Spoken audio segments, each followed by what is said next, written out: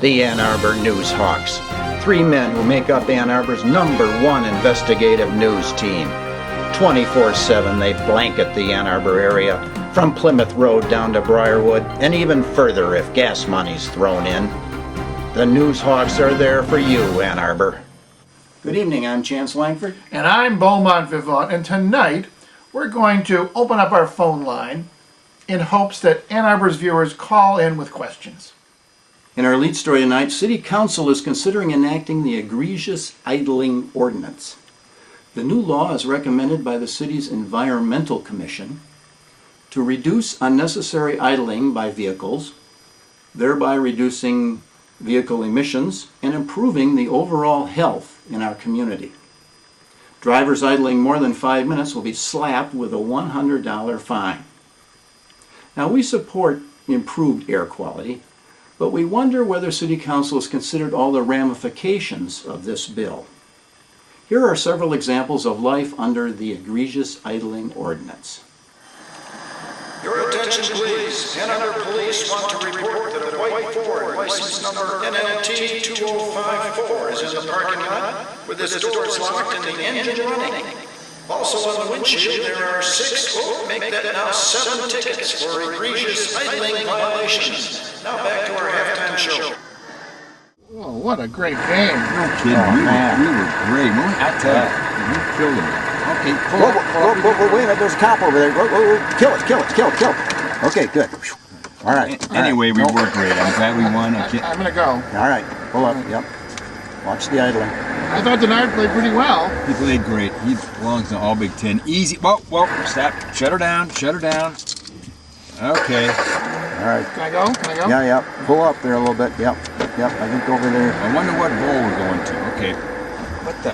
Whoa. Shut it down. Okay, we're getting close. Yep. Okay. I'm getting car sick. Oh, the time is so right. Take me, I'm yours. Oh my God, we've been idling for more than 5 minutes. Can you hold that thought? We've got to drive around the block.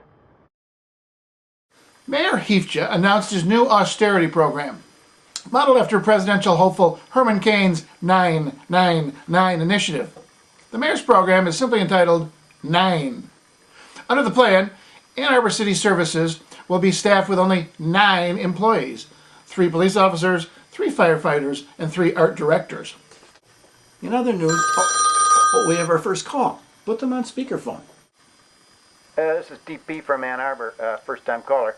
I wanted to call and give you guys a heads up that the word on the street is there's about to be an Occupy Wall Street demonstration in Ann Arbor. Thought you ought to know. Thanks. Thanks, DP. Jacques Labatt should be in the area, ready for action. I think he's got a new pager. Yes, he does. Okay. You go ahead. I'll page him. In other news, a viewer tipped us off that someone had actually planted chrysanthemums in the traffic planters on Washtenaw. We checked with city botanist Nigel Nightsoil. Mr. Nightsoil assured us there was no place for flowers in the planters. He said, quote, "Those bright floral colors are destroying our tumbleweed theme and will have to be removed," end quote. Okay, we're ready to go out to Jacques Labatt on Wall Street. This is Jacques Labatt. I'm now down on Wall Street in Ann Arbor to report on the oncoming demonstration for the Occupy Wall Street movement. Here comes the first demonstrator now. Excuse me, sir. Are you here to occupy Wall Street, representing the 99%? No, I just went out to get milk. But you don't support the 1%? No, I prefer 2%. 1% is like skim, it's way too watery. So how about banks? Do you hate banks? Yeah, I hate my bank. Because taxpayers bailed them out and their CEOs are making millions? No, I'm mad because my bank canceled my free checking. Something about only carrying an average $11 balance really cheeses me off. Well, that seems to be the extent of the Occupy Wall Street movement. Back to you, Chance. In other news, rear-end collisions are piling up in Ann Arbor following City Council's approval of a law that requires motorists to stop for pedestrians approaching the crosswalks. It's always been a state law that motorists should stop when pedestrians are within the crosswalk. But it's Ann Arbor's language approaching crosswalks that has led to some confusion among motorists. Here's a typical example. Stop! There's people approaching the crosswalk. Excuse me, are you planning to use the crosswalk, or can we go ahead? We could go this way. Have we looked at all the alternatives? How about those Red Wings? Should we cross? We could go this way. Or we could just stay here. I'm bored. We've decided to stand here and text for a while. Thanks anyway. I guess we can go.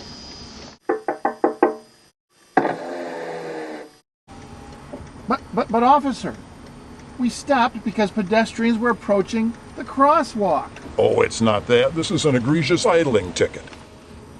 I don't know, I think I'd fight that one.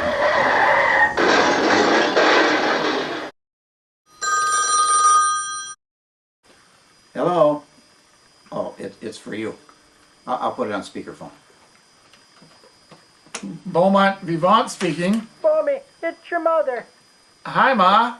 Bommy, I saw you on TV the other night on that show, Other Perspectives. My son on a major TV network, CTN. Who would have thunk it? Well, I know you're busy, so I'll let you go. I've got to get to my spinning class. I'm running low on yarn. Goodbye, Bommy. Eat your vegetables. Bye, Ma. She does bring up a good point, though. And let me speak for all of us in thanking Nancy Kaplan for having the Newshawks on her show, Other Perspectives. I know we didn't get our usual appearance fee, which upset Jacques very much, but the exposure we got for being on the community TV network, I think we'd say is incalculable. We're happy to report that work has finally begun on the stadium bridge. The official word was that the project was finally commencing as a result of the city getting certain state and federal money. We're not going to say a thing, but here's an anonymous clip that may shed some light on what actually got the ball rolling.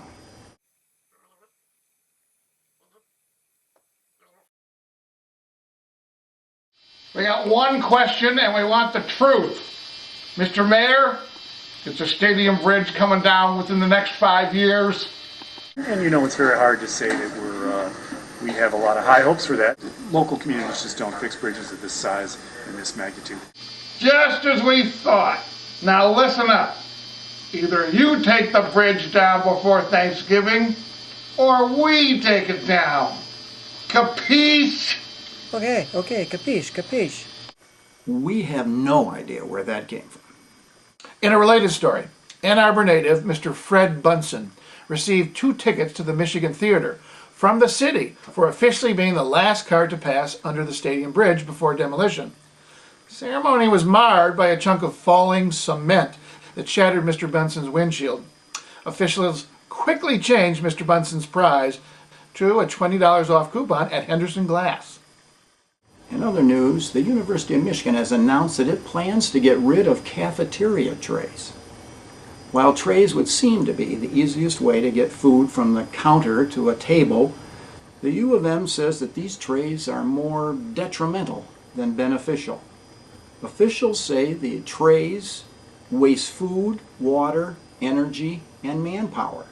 If you eliminate the water and chemicals it takes to wash the trays, you are helping the environment. Trayless food also reduces food waste. Officials say that a tray is a convenient way of putting more food in front of you, food that you may not necessarily eat. When you take away the tray, students are a little more thoughtful of how much food to take. It is rumored that trayless dining may be followed by plateless dining. Eliminating plates would save even more water, reduce food waste, and minimize spillage from other activities. That's it for now. Good night, Beaumont. Good night, Chance.